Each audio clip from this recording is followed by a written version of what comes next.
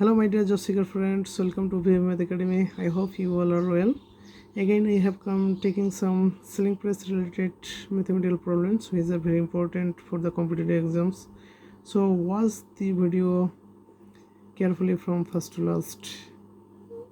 এই গণিতটির সমাধান শুরু করার পূর্বে আমি একটা কথা বলে রাখি, সেলিং প্রাইস রিলেটেড এবং কস্ট প্রাইস রিলেটেড কিছু গাণিতিক সমস্যা সমাধানের কয়েকটি ভিডিও আমি পূর্বে আপলোড করেছি। আপনারা পূর্বে ভিডিওগুলো দেখে আসবেন, আশা করি উপকৃত হবেন। তাহলে এখন আমরা কি করব, প্রথমে অঙ্কটি ভালোভাবে পড়ব, বোঝার চেষ্টা করব, তারপর সলিউশন করতে যাব। তাহলে আমরা অঙ্কটি দেখি কি বলছে, যে একটি দ্রব্য কি বলছে, একটি দ্রব্য 240 টাকায় বিক্রয় করাতে 4% ক্ষতি হলো। বিক্রয় মূল্য কত হলে 4% লাভ হবে? অর্থাৎ 240 টাকায় বিক্রি করলে যেহেতু 4% ক্ষতি হয়েছে, তাহলে কি 240 টাকার বেশিতে বিক্রয় করতে হবে, তাই না? তাহলেই তো 4% লাভ হবে। এখন কত বেশিতে বিক্রি করব বা কত টাকায় বিক্রি করব, সেটাই আমাদের কি করতে হবে, নির্ণয় করতে হবে। এখানে দেখেন, প্রথমে কি একটি সেলিং প্রাইস দেওয়া রয়েছে, যেটাকে আমরা SP1 ধরে নিই। সেলিং প্রাইস একটি, তাই না? প্রথম এটা ধরে নিই, এবং এটা কি ক্ষতি হয়েছে, কত ক্ষতি হয়েছে, 4%, X1 ধরে নিই। আবার কি বিক্রয় মূল্য কত হলে কি 4% লাভ হবে, এটা কি ধরে নিই আমরা, X2 ধরে নিই। ঠিক আছে, যে এটা 4% লাভ, 4% ক্ষতি। প্রথম এটা কি বিক্রয় মূল্য, তাহলে কি দ্বিতীয় বিক্রয় মূল্য, অর্থাৎ কি SP2 যেটা, অর্থাৎ দ্বিতীয় বিক্রয় মূল্যটা আমরা কি করব, নির্ণয় করব। এই যে অঙ্কটি, প্রথমে আমরা কি দেখব, প্রথমে আমরা ডিটেলস দেখব, ডিটেলস, তারপরে কি দেখব, শর্টকাটে দেখব। শর্টকাট ফর্মুলা ইউজ করে কীভাবে করতে হয় সেটা আমরা দেখব। এখানে দেখেন, এখানে কি একটি বিক্রয় মূল্য দেওয়া রয়েছে, একটি ক্ষতি দেওয়া রয়েছে, একটি কি শতকরায়, একটি শতকরায় ক্ষতি, একটি শতকরায় লাভ দেওয়া রয়েছে, কিন্তু এখানে ক্রয় মূল্যের কথা এখানে উল্লেখ নেই, তাই না? তাহলে আমরা একটু ধরি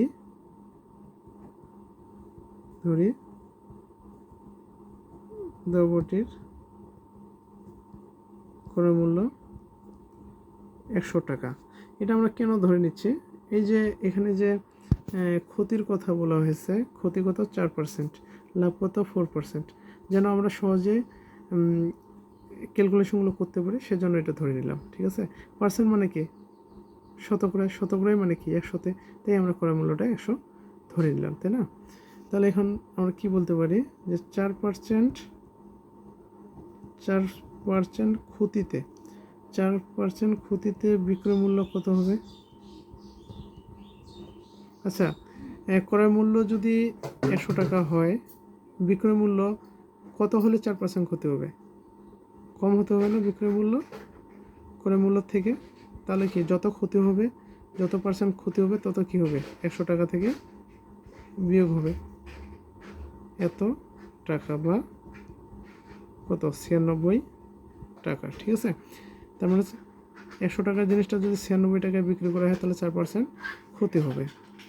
আবার এখানে কি বলছে, 4% লাভে, 4% লাভে বিক্রয় মূল্য কত হবে, লাভ, তাহলে কি 4% অত কি শতকরা, তাই না? 100 টাকাতে যদি আমরা 4 টাকা লাভ করতে চাই, তাহলে কি হবে, 100 + 4 হবে না, এত টাকা, বা 104 টাকা। অতএব 100 টাকা জিনিসটি যদি আমরা 104 টাকায় বিক্রি করি, তাহলে কী হবে, 4% লাভ হবে।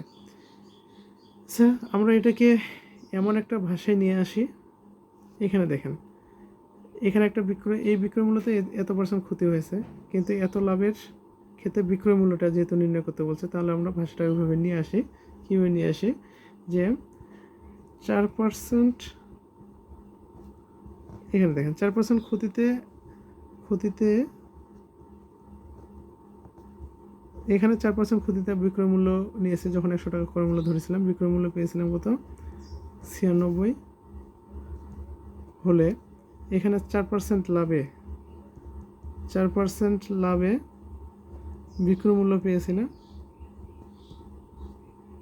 4% ক্ষতিতে বিক্রয় মূল্য 96 টাকা পেয়েছি, তাহলে 4% লাভে বিক্রয় মূল্য কত হয়, 104 টাকা। তাহলে এই 4% ক্ষতিতে বিক্রয় মূল্য যদি 1 টাকা হয়, এত টাকা এত টাকা হলে এত টাকা এত টাকা হলে 4% এত টাকা হলে 4% লাভে 4% লাভে বিক্রয় মূল্য কত হবে? কম হবে না? কম হবে। তাহলে 4% ক্ষতিতে বিক্রয় মূল্য দেখেন, এখানে কিন্তু অঙ্ক দেওয়া রয়েছে কত টাকায় বিক্রয় করায়, 240 টাকায় বিক্রয় করে 4% ক্ষতি হয়েছে, তাই না? তাহলে কি 4% ক্ষতিতে 240 টাকা হলে, 4% ক্ষতিতে বিক্রয় মূল্য 240 টাকা হলে এই যে 4% লাভে, ঠিক আছে, এই যে 4% লাভে বিক্রয় মূল্য কত হবে? বেশি হবে না? 104 গুণন কি 240 ডিভাইডেড 96 টাকা। তাহলে আমরা এখন ক্যালকুলেশন করি। ক্যালকুলেশন করলে আমরা কি পাই? যারা ম্যাথে দুর্বল তারা কি করবেন, আপনারা ভেঙে ভেঙে করবেন, ঠিক আছে? আমি ভেঙে ভেঙে দেখাই, অর্থাৎ ছোটো ছোটো করে ক্যালকুলেশনটা করব। 4 দিয়ে ভাগ করি, এটাকে যদি 4 দিয়ে ভাগ করি কত? 4 দুগুণে 8, এখানে থাকবে 1 আর 6 16, 4 চোখ 16। এটা যে 140কে 4 দিয়ে ভাগ করি, 4 6 24 0, তাই না? আবার এই 24কে যদি 6 দিয়ে ভাগ করি কী হয়? 4, 6 দিয়ে ভাগ করলাম, তাহলে ভাগ করলে হচ্ছে কত? 4। আর 60কে 6 দিয়ে ভাগ করলে হচ্ছে 10। এখন এখানে 104 রয়েছে না, 4কে 4 দিয়ে ভাগ করলে হয় 1, 104কে 4 দিয়ে ভাগ করলে কত? 4 দুগুণি 8, এখানে থাকলো 2, এখানে 4 24, 4 6 24। অতএব এখন যদি 26 আর 10 গুণ করা হয় তাহলে কত আসে? 260 টাকা। তার মানে কি এখানে উত্তর হচ্ছে 260, ঠিক আছে?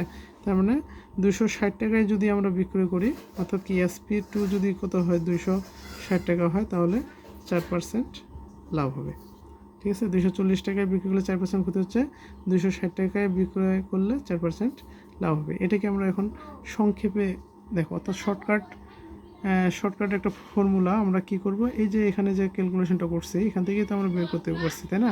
অ্যান্সার এখান থেকে আমরা সেটা নিয়ে আসবো। কীভাবে? এখানে এই যে কোনটা SP2, তাই না? সেলিং প্রাইস 2 মানে দ্বিতীয় বিক্রয় মূল্যটা যেহেতু নির্ণয় করতেছে, তাহলে আমরা কি করব? এখানে কত আছে? 240 গুণন কত? 104 ডিভাইডেড কত? 96, তো আচ্ছা, এখানে 240 বলতে কোনটা? এই যে SP1 মানে সেলিং প্রাইস 1, SP1 যেটা, হ্যাঁ, ঠিক আছে? এখানে লিখি SP1। আর এখানে 104 কোথা থেকে পেয়েছি? এখান থেকে, তাই না? 104 বলতে কত? 100 প্লাস এই যে 4% কি লাভ না? এই যে 4% লাভ, এটাকে আমরা ধরে নিই x2, ঠিক আছে? x2 ধরে নিই এটা। তাহলে হচ্ছে কি x2 ডিভাইডেড কত পেয়েছি আমরা এখানে? 96। 96টাকে আমরা কীভাবে লিখতে পারি? এই যে 96 কোথা থেকে পেয়েছি? 100 - 4 না? 100 - 4 থেকে। অতএব এখান থেকে হচ্ছে কি, তাহলে এখান থেকে হচ্ছে কি, এখানে হচ্ছে SP1 গুণন 100 প্লাস x2, আর এখানে হচ্ছে কি এই যে 4% কি এখানে কি 4% ক্ষতি হয়েছিল, তাই না? 4% ক্ষতিতে বিক্রয় মূল্য পেয়েছিলাম এটা, অর্থাৎ কি 100 - 4, তার মানে কি এই যে 4% ক্ষতিতে এটা কি x1 ধরে, ঠিক আছে? তাহলে এখানে হচ্ছে কি SP1, এখানে হচ্ছে x1, এই যে। তাহলে কি এটা হচ্ছে আমাদের শর্টকাট যে ফর্মুলা, এটার মাধ্যমে আমরা কি করতে পারবো? নির্ণয় করতে পারবো, ঠিক আছে? সরি, এখানে আমরা এখানে যে কাজটা করবো সেটা হচ্ছে কি, এখানে প্লাস দিব, এই x1কে আমরা মাইনাস লিখবো, ঠিক আছে? x1কে আমরা মাইনাস লিখবো। এটা কখন মাইনাস হবে? যদি এটা ক্ষতি হয় তাহলে হবে মাইনাস, আর যদি প্লাস হয়, যদি লাভ হয় তাহলে হবে কি? তাহলে হবে প্লাস। এই x1 যে মাইনাস, এটা কখন? এখানে ক্ষতি হলে, আর x1 যে প্লাস সেটা কি? লাভ হলে, ঠিক আছে? তাহলে আমরা যেটা করব, এখানে আমরা এইভাবে লিখবো SP1 গুণন কি 100 প্লাস x2 ডিভাইডেড কি 100 প্লাস x1, হ্যাঁ, এটা আমাকে শর্টকাট ফর্মুলা হিসেবে ধরবো, ঠিক আছে। যেখানে x1 হয়ে মাইনাস যদি ক্ষতি হয় আর x1 হয়ে প্লাস যদি হয় কি হয়, লাভ হয়। তাহলে এখানে আমরা একটা অঙ্ক দেখি কি বলছে, একটি দ্রব্য 55 টাকায় হ্যাঁ বিক্রয় করলে লাভ হয় কত, 10%। এতে 30% লাভ করতে গেলে বিক্রয় মূল্য কত হবে। তার মানে কি, এটা হচ্ছে SP1 সেলিং প্রাইস 1 হচ্ছে 55, হ্যাঁ 55, আর হচ্ছে কি 10% লাভ, তার মানে কি এটা হচ্ছে x1, ঠিক আছে। এটা হচ্ছে কি S2 শতকরায় যে লাভ ক্ষতিগুলা, আর এখানে কি SP2 হচ্ছে কি SP2 নির্ণয় করতে হবে, তাই না। তাহলে আমরা কি জানি সূত্র, SP2 ইকুয়াল টু SP1 গুণন 100 প্লাস x2 ডিভাইডেড কি 100 প্লাস x1, তাই না। এখানে SP1 বলতে কত, 55 গুণন 100 প্লাস x2 বলতে কি, এই যে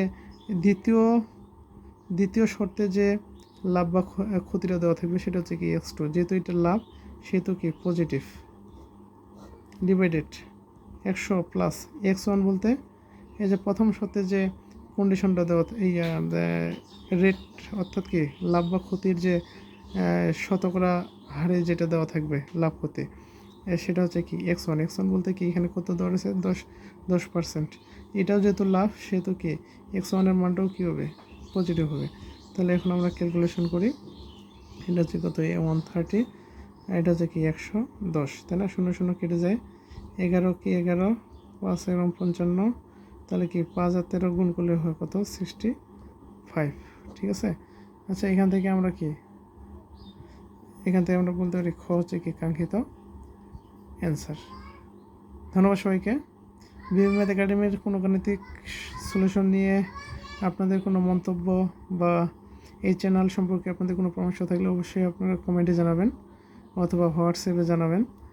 যে এখানে দেখতে পাচ্ছেন মেইল, হোয়াটসঅ্যাপ নাম্বার দেওয়া রয়েছে, আপনারা জানাতে পারেন। বা কোনো গাণিতিক সমস্যা নিয়ে, গাণিতিক প্রবলেম বা কোনো গাণিতিক সমস্যার সমাধান করতে গিয়ে যদি আপনারা কোনো সমস্যায় পড়েন তাহলে অবশ্যই বিএম ম্যাথ একাডেমিকে কমেন্টে জানাবেন। আশা করি বিএম ম্যাথ একাডেমি আপনাদের সেই সমস্যার সমাধান করার চেষ্টা করবে। ধন্যবাদ সবাইকে।